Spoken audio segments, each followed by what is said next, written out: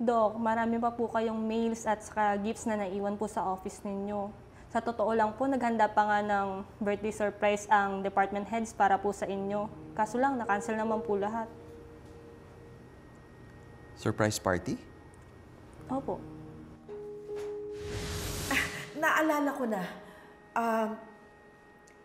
Gustong mag-abroad ni Robert for his birthday. At isasama niya si Zoe. Yung papel, yun yung itinerary ticket. Ayaw mo kong isama, kaya inaway kita. Di ba sa abroad ako mag-celebrate ng birthday? Abroad po? Dok, hindi po. Wala naman po sa schedule na mag-out of the country po kayo sa mismong birthday ninyo eh. Are you sure? Di ba may itinerary ticket na ako? Po? Dok, di ba po ako ang nagbubuk po ng lahat ng flights ninyo for works and leisure? Nasa akin din po ang lahat ng files ng mga e-tickets po ninyo. Wala po talaga sa schedule ninyo na aalis po sa mismong birthday ninyo.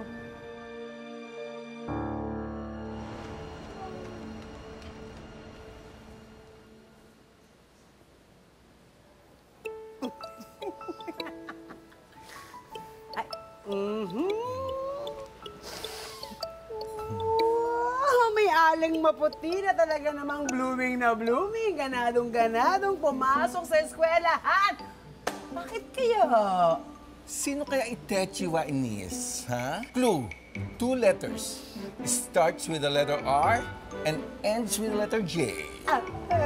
Pwede ba kayong dalawa? Tumigil na kayo, ha?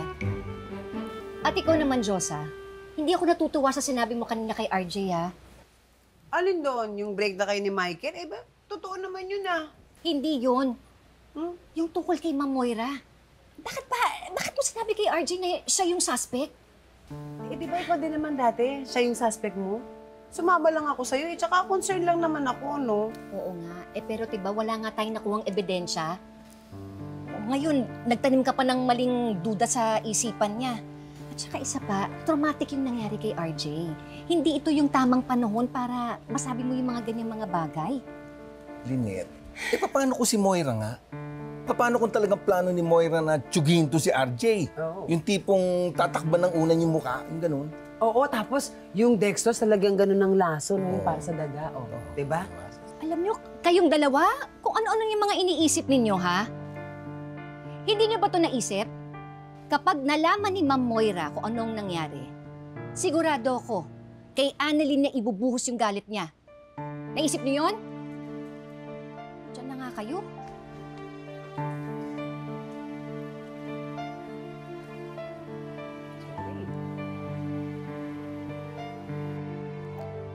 Thank you. Okay po.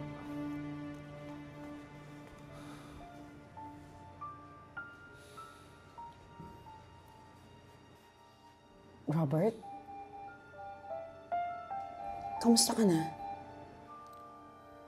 Moira, asaan yung itinerary ticket namin ni Zoe? Anong ticket? Di ba sabi mo, yun ang pinag-awayan natin? Asan yung itinerary ticket at saan kami pupunta ni Zoe on my birthday? Hindi ko na kasi maalala eh. Bakit mo ba natanong?